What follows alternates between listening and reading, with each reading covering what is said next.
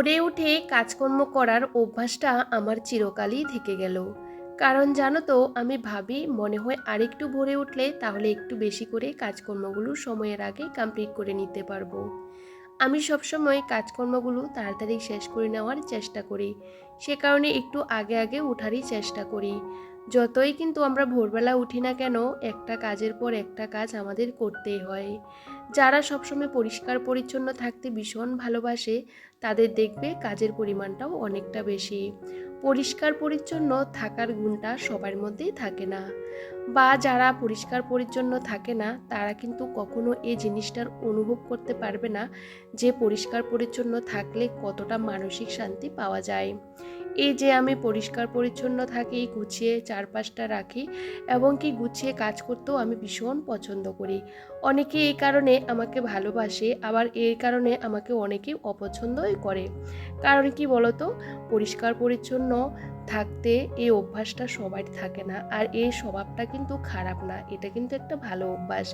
আমার থেকে অনেক বেটার মানুষ আছে যারা আরও বেশি পরিষ্কার পরিচ্ছন্ন থাকে, কিন্তু কি বলতো বন্ধুরা, যারা যেভাবে চলতে ভালোবাসে তাদের কিন্তু সেভাবে চলা অনেকটা ভালো।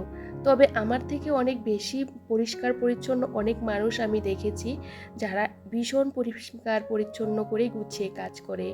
তবে জানো তো বন্ধুরা, আমার জায়গা থেকে আমার এবিলিটি অনুযায়ী কিন্তু আমার যতটুক পারি বা যতটুক আমি করি সবটা কিন্তু মন থেকে করার চেষ্টা করি। নিজের বাড়িটা যতই খারাপ হোক না কেন সবসময় গুছিয়ে রাখলে ভীষণ ভালো লাগে, যেখানে আমরা দিনের শেষে অনেকটা মানসিক শান্তি পাই।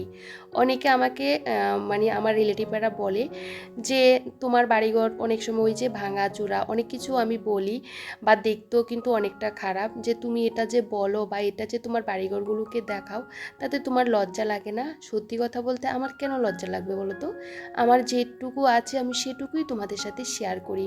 আজকে আমি তোমাদের সাথে এটুকু কথা বলতে চাই, আমি মনে করি আমার রিয়েল, মানে আমার যেটুকু আছে সেটুকু আমি তোমাদের সাথে শেয়ার করছি। কারণ আমার তার থেকে আমার বেশি কিছু নেই, সেহেতু তোমাকে দেখাতেই পারি না। আমি একজন বাড়ির বউ, আমি একজন হাউস ওয়াইফ, আমি সবসময় সারাদিনের কাজকর্মগুলো তোমাদেরকে শেয়ার করার চেষ্টা করি। সত্যি কথা বলতে আমার তো বেশ ভালো লাগে। অনেকে নিজের বাড়ির সংসারের কাজকর্মগুলো বা নিজের কি আছে না আছে সেটা দেখাতে অনেকে লজ্জা পায়। কারণ আমার কিছু কিছু রিলেটিভরা আমাকে এই কথাগুলো বলেছে, সে কারণে তোমাকে বলছি বা তোমাদেরকে বলতে পারছি। আসলে কি বলতো, আমি সবসময় কিন্তু যেটুকু থাকে তা নিয়ে আমি খুশি থাকার চেষ্টা করি। অন্যের কি আছে বা নেই সেটা নিয়ে আমি কি করব বলতো, আমার যতটুকু আছে ততটুকু নিয়ে আমি কিন্তু ভালো থাকার চেষ্টা করি। আর দেখবে সবসময় ভালো থাকার জন্য বেশি কি জিনিসের প্রয়োজন হয় না, সবসময় কিন্তু মানসিক শান্তির অনেকটা দরকার।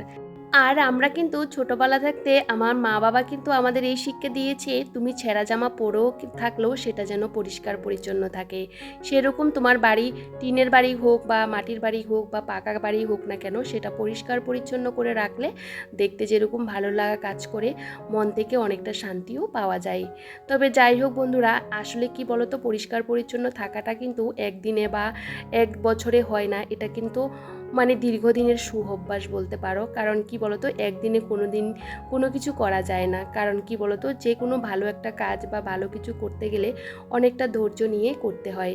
সেরকম আমিও কিন্তু যখন থেকে বুঝতে শিখেছি তখন থেকে কিন্তু আমার এই অভ্যাসটা আমার কাছে চলে এসেছে। কারণ আমার মাকে সবসময় দেখতাম, আমার দিদাকে দেখতাম ভীষণ পরিষ্কার পরিচ্ছন্নভাবে কাজ করতো। আর জানো তো, আমি সবসময় বিয়ের আগেও কিন্তু ঘর সবসময় গুছিয়ে রাখতাম। এই যে অনেক সময় ঘর গোছাতাম, আমার দাদা আমাকে অনেক কথা বলতো যে ঘর গোছানোর সাথে সাথে পড়াশোনাটাও কিন্তু ভালো করে গুছিয়ে করবি। কিন্তু পড়াশোনাও করেছিলাম, কিন্তু ভাড়া বাড়িতে আমি 5টা বছর ছিলাম, কিন্তু কখনো ভাড়া বাড়ির থেকে আমাকে কখনো কিছু বলতে পারেনি। ভীষণ পরিমাণে তারা আমাকে ভালোবাসে, এখনও পর্যন্ত আমার তাদের সাথে কথা হয়, আমার খোঁজ নেই, তখন আমার ভীষণ ভালো লাগে জানো তো। যাই হোক বন্ধুরা, কথা বললে না অনেক কথাই বলা হয়। তবে দেখো, কথা বলতে বলতে আমি অনেক কাজকর্মই মানে করে নিয়েছি। তো যাই হোক, আজকে যেহেতু ঘরটা ডিপ ক্লিন করব, সে কারণে ভাবলাম চলো আগে কাঁচা ধোয়াগুলো সেরে নিই। সকালের টিফিনটাও করে নিয়েছি আর রান্নাবান্নাও সাথে করব। রান্নাবান্নার সাথে সাথে ঘর দুয়ারও কিন্তু গুছিয়ে নেব। আসলে আমার যেহেতু ছোট্ট একটা বাচ্চা আছে, যে কোনো কাজ করার আগে তার খেয়ালটা আমাকে আগেই রাখতে হয়।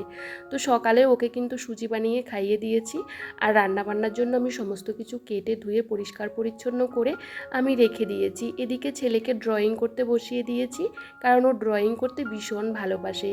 আর ওকে কিন্তু মোবাইলের মধ্যে আমি অনেকগুলো ড্রয়িং বের করে দিয়েছি, আর ওইগুলো ও দেখে দেখে কিন্তু শিখছে লেখাগুলো, কারণ ও এখনও ঠিক করে পারে না। আর আমরা ওকে এখনও ড্রয়িং ক্লাসে দিইনি, মানে ক্লাসে ভর্তি করাইনি আর কি। তো ভাবলাম আমি নিজে নিজে ওকে ড্রয়িং করাবো।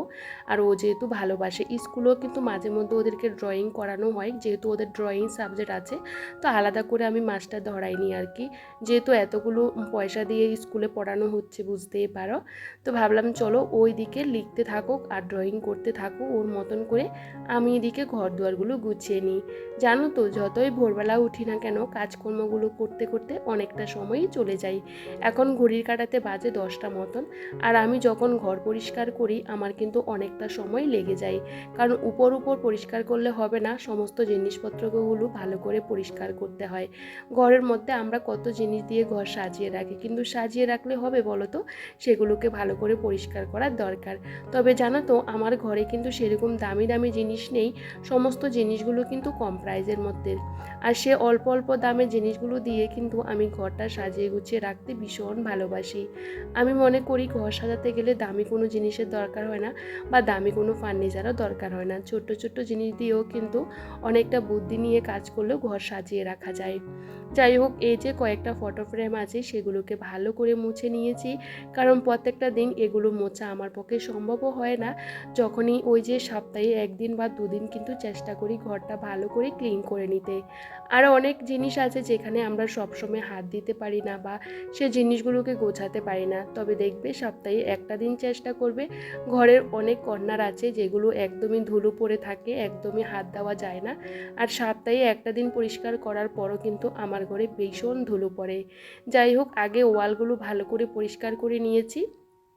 ঘরে অনেক জিনিসপত্র আছে, সবটা ভালো করে একটা একটা করে পরিষ্কার করছিলাম।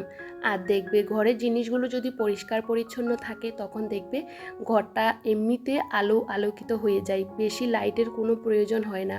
আমার ঘরে শুধু একটা মাত্র লাইট, জানো তো, অনেকে ভিডিও করার জন্য অনেক লাইটিং অনেক কিছু ব্যবহার করে। বিশ্বাস করো, আমার ঘরে শুধু একটা মাত্র লাইট, আর সেটা ঠিক করে আলোও দেয় না, কারণ অনেক বছর হয়ে গেলে দেখবে লাইটগুলো কীরকম একটা হয়েও যায়। যাই হোক, আমি সবসময় ফার্নিচার পরিষ্কার করি কেরোসিন তেল দিয়ে, অন্তত সপ্তাহে একটা দিন চেষ্টা করি। অনেক সময় 15 দিনে একবার কিন্তু কেরোসিন তেল দিয়ে মুছি। এই যে আমি 500 নিয়ে এসেছিলাম তেল, সেটা মোটামুটি শেষ হয়ে গেছে, আর অল্প আছে, কারণ প্রায় 6 মাস হতে চলেছে, বুঝতে পারো। আর কাঠের ফার্নিচার কিন্তু কেরোসিন তেল দিয়ে মুছলে অনেকটা ভালো থাকে ফার্নিচারগুলো। আর সবসময় কিন্তু এমনিতে আমি শুধু খালি কাপড় দিয়ে মুছি।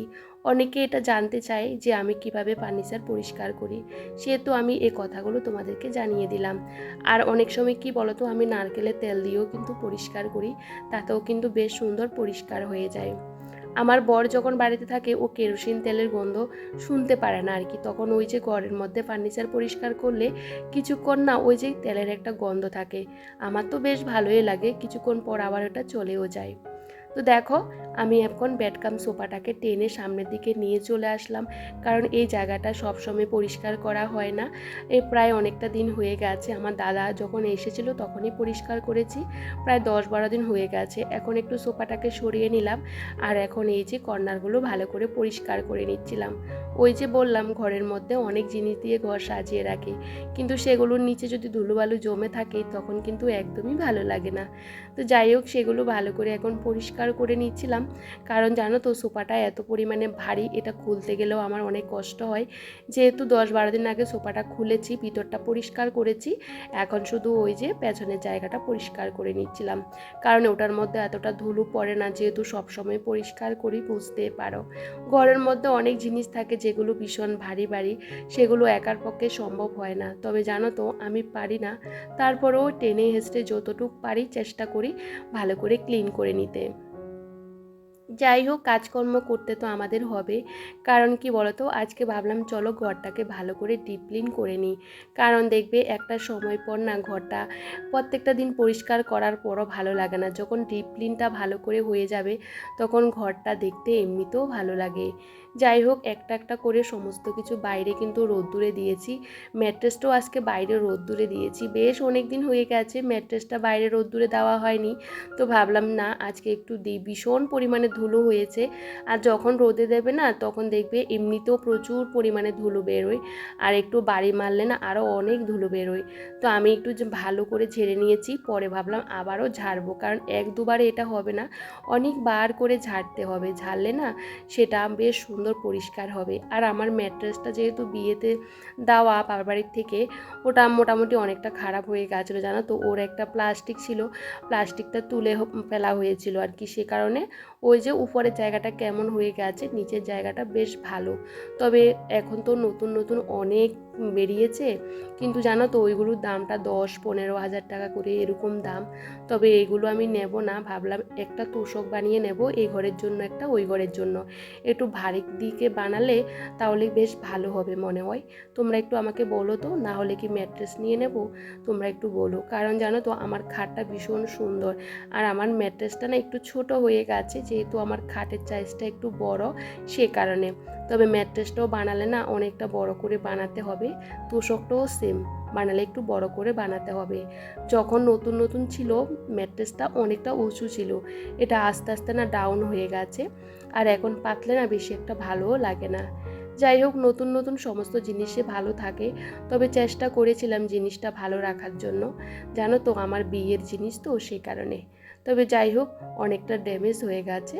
তো যাই হোক, এদিকে ঘরের প্রত্যেকটা জিনিস ভালো করে ক্লিন করে নিলাম, আর ঘরটাকে একবার ঝাড় দিয়ে নিয়েছি, কারণ এত ধুলো বেরিয়েছে কি বলবো। আসলে কি বলতো, সোফার নিচে, তারপরে খাটের নিচে, এই জায়গাগুলো আমি একটা লাঠি দিয়ে ভালো করে পরিষ্কার করে নিয়েছিলাম। একটা বার করে ঝাড় দিয়ে নিয়েছি, না হলে কি বলতো ধুলোগুলো ঘরের ভিতরে পড়বে। তো সমস্ত ফার্নিচারগুলো আমার কিন্তু পরিষ্কার করা হয়ে গেছে। এখন এই যে সমস্ত কিছু এখন বিছানোর পালা। আর আমি কিন্তু আমার মতন করে গুছিয়ে কাজ করতে ভীষণ ভালোবাসি, আর দেখবে ঘর যখন পরিষ্কার থাকে তখন ভীষণ ভালো লাগাও কাজ করে। তো ম্যাট্রেসটা তো অনেক দিন পর রোদে দিয়েছি, বেশ ভালো লাগছে, আর ভীষণ পজিটিভ এনার্জি কাজ করছে। দেখবে ঘরের ভিতরে অনেক জিনিসপত্র থাকে, তবে সেগুলোকে মাঝে মধ্যে একটু রোদে দিলে বেশ ভালো লাগে। দেখবে ছোট বাচ্চা কাচ্চা থাকে, অনেক সময় জল ফেলে দেয়, বা আমার ছেলে যদিও বা ফেলে না, তারপরেও দেখবে মাঝে মধ্যে একটু রোদে দিলে বেশ ভালো লাগে। তো যাই হোক, আজকে আরেকটা বিছানা চাদর পাতলাম, মানে আগেও পেতেছি, তবে এই চাদরটা না আমার এতটা ভালো লাগে, বিশ্বাস করো, খুব সুন্দর লাগে। তবে বিছানা চাদরটাও না ভীষণ ভালো কটনের, যেভাবে আমি সবসময় মানে পেতে রাখি সেভাবেই থাকে। তো দেখবি বিছানা চাদর সবসময় কিন্তু বিছানার থেকে না সরলেও কিন্তু বেশ ভালো লাগে। আর চাদরটা যেমনই হোক না কেন, বিছানা চাদর সবসময় কিন্তু একটু অন্যরকম হলে না ঘরের লোকটা এমনিতেই চেঞ্জ হয়ে যায়। তবে যাই হোক, বিছানাটা আমি সবসময় টান টান করে পাতি। তো এই যে আর্টিফিশিয়াল গাছটা না আমি মুছেছি, দেখি আবারও ধুলো পড়ে গেছে। ওই যে বললাম সমস্ত কিছু বিছানোর পর আবারও দেখি অল্প অল্প ধুলো পড়ে গেছে, আবারও একবার সমস্ত জিনিসগুলোকে মুছে নিয়েছি। এখন ঘরটা আমি ঝাড় দিয়ে নিয়েছিলাম, আর এদিকে আমি রান্নাও বসিয়ে দিয়েছি, কারণ রান্নার সাথে সাথে ঘরটাও আমি পরিষ্কার করে নিচ্ছিলাম, কারণ রান্নাটা আমার দেরি হয়ে গেলে আমার ছেলেকে খাওয়াতে অনেকটাই সময় লাগবে। তবে ছেলে আজকে মন দিয়ে ড্রয়িং করছে জানো তো, একটু পর পর আমাকে ডাকছিল, তো আমিও কিন্তু ওর সাথে সাথে গেছি, কিন্তু ওই ঘরের অবস্থা ভীষণ বাজে করে রেখেছে। তো ভাবলাম আমি এই ঘরটা আগে পরিষ্কার করে নিই, তারপরে রান্নাবান্না শেষ করে তারপরে রান্নাঘর পরিষ্কার করে ওই ঘরের কাজগুলো করব। আজকে তোমাদের সাথে রান্নাবান্নার সেরকম কিছুই শেয়ার করতে পারলাম না। তো দেখো, কাজ করতে করতে এতটাই গরম লাগছিল, তো ছেলের জন্য আমি এই যে আম দিয়ে, তারপরে একটু চিনি দিলাম, সাথে বিট নুন দিয়ে ওই যে মিক্সারে একটু পেস্ট করে নিলাম, এটা ওকে বানিয়ে দিয়েছি। ওটা খেয়ে তো ও ভীষণ ভালো লেগেছে, ও বলছে ভীষণ ভালো হয়েছে। যাই হোক, সংসারের কাজকর্মের সাথে সাথে বাচ্চারও খেয়াল রাখতে হয়, সাথে সংসারেরও অনেক কাজকর্ম করতে হয়, তবে বাইরের ঘরের সমস্ত কাজগুলো আমাকেই সামলাতে হয়। এদিকে রান্নাবান্না কমপ্লিট করে রান্নাঘর পরিষ্কার পরিচ্ছন্ন করে চলে আসলাম এই ঘরে, কারণ ছেলে সকাল থেকে এখানেই ছিল আর এই ঘরটাকেও ভীষণ অগোছালো করে আছে। এই ঘরের ওয়ালগুলো পরিষ্কার করে নিয়েছি, সাথে পাকাটাও না প্রচুর ময়লা হয়ে গেছে। যেহেতু হোয়াইট কালারের পাকা জানো তো, দুদিন ছাড়া ছাড়া পরিষ্কার করতে হয়, না হলে ভীষণ ধুলো পড়ে যায়। তো এই কাজগুলো ক্যামেরা অফে করে নিয়েছি। তো কি বলো তো বন্ধুরা, সবসময় চেষ্টা করি যতটুকু কাজ এগিয়ে রাখা যায়। ঘরের ভিতরে কিছু মানি প্ল্যান্ট গাছ রেখেছি, সেগুলোর মধ্যেও কিন্তু সবসময় জল টল দিতে হয়, জলটা চেঞ্জ করতে হয়। দেখি জলটা চেঞ্জ করেছি 2 দিন হয়েছে, তবে দেখি জলটা অনেকটাই শুকিয়ে গেছে। তো আবারও কিছু একটু জল দিয়ে রাখলাম। আর জানো তো, আজকে সকাল থেকে বাইরে এত পরিমাণে হাওয়া দিচ্ছিল, জানালাগুলো খুলে রাখলেই সমস্ত জিনিসপত্রগুলো ফেলে দিচ্ছিল। তো কি বলো তো বন্ধুরা, জানালাগুলো বন্ধ করে রাখাও যায় না, কারণ এই গরমের মধ্যে একটু হাওয়া বাতাস ঢোকারও দরকার হয়। আর স্লাইডারের জানালাগুলোর মধ্যে এত ধুলো পড়ে বন্ধুরা, আমি কিন্তু মাঝে মধ্যে কলিং দিয়ে পরিষ্কার করি। বিশ্বাস করো, আজকে যখন ঘর পরিষ্কার করছিলাম, যে কাপড়টা আমি ব্যবহার করি সে কাপড়টা এতটা নোংরা হয়ে গেছে কি বলবো। তো সেটাও আমাকে পরিষ্কার করতে হবে, তবে রোজ দিন কিন্তু কাপড়টা নোংরা হয় না। আজকে যেহেতু পাকা স্লাইডারের জানালাগুলো পরিষ্কার করেছি, বিশেষ করে স্লাইডারের জানালাগুলোর মধ্যে এত ধুলো, বাইরের জায়গাটা পরিষ্কার করিনি, শুধু ভিতরটাই পরিষ্কার করেছি, তাতে এতটা নোংরা কালো হয়ে গেছে কি আর বলবো। আজকে 2 ঘরের বিছানা চাদরটাই চেঞ্জ করে দিলাম, কারণ আমি চেঞ্জ করলে 2 ঘরেরটাই চেঞ্জ করে দিই। আর দেখবে যখনই বিছানা চাদরটা চেঞ্জ করা হবে তখন ঘরের লুকটা দেখতে না ভীষণ ভালো লাগে। যাই হোক, আজকে কাজ করতে করতে কাজ একদমই শেষ করতে পারছিলাম না, তার মধ্যে তো ভীষণ পরিমাণে গরম। আর এই গরমের মধ্যে তো কাজ করতেই হবে, কারণ পাখা চালিয়ে যদি আমরা বসে থাকি তাহলে তো হবে না। যারা সবসময় ঘর গুছিয়ে রাখে তারা শুধু জানে একটু এলোমেলো হয়ে গেলে তাদের যে কতটা খারাপ লাগে। কারণ এই যে আমি সবসময় ঘর গুছিয়ে রাখি, আমার ছেলে কিন্তু অনেকটাই অগোছালো করে, যদিও বা অতিরিক্ত করে না, তারপরেও কিন্তু আমি গুছিয়ে রাখি, কারণ বাচ্চারা তো অগোছালো করবে, তাই না? তো সবসময় তো আমরা সব জিনিস মুছি না, তবে চেষ্টা করি সপ্তাহে একটা দিন ঘরের বেশিরভাগ জিনিসগুলোকে ভালো করে ক্লিন করে নিতে, তাহলে ঘরটা দেখতেও ভীষণ ভালো লাগে। ঘর যেরকমই হোক না কেন, ভাঙা হোক আর চূড়া হোক না কেন, সেটা যদি আমরা গুছিয়ে রাখি দিনের শেষে অনেকটা ভালো লাগাও কাজ করে। দেখবে, আমরা কিন্তু সবসময় ছোটোবেলা থাকতে একটা কথাই শিখে এসেছি, মা থেকে বেশিরভাগ আমরা শিক্ষাটা পাই দেখবে, কারণ মায়ের থেকে রান্না বলতে, ঘর গোছানো বলতে সমস্ত কিছু, আমি সমস্ত কাজ বলতে পারো আমার মায়ের থেকেই শেখা। কারণ বিয়ের পর থেকে আমি শাশুড়ি মাকে একদমই কাছে পাইনি যে ওনার থেকে কোনো কাজ শিখবো। সত্যি কথা বলতে, বিয়ের পর থেকে আমি একা একাই সংসার করছি, যেহেতু আগে থাকতে অনেক কিছু শিখে গেছিলাম, সেহেতু আমার কোনো রকম কষ্ট হয়নি জানো তো, না হলে কিন্তু অনেক কষ্ট হতো।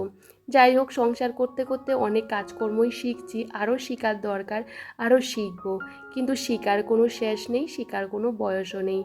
এই যে সমস্ত কাজকর্ম সেরে এখন চলে আসলাম রান্নাঘরে। রান্নাঘরটাও কিন্তু ভালো করে ক্লিন করে নিয়েছি আগে।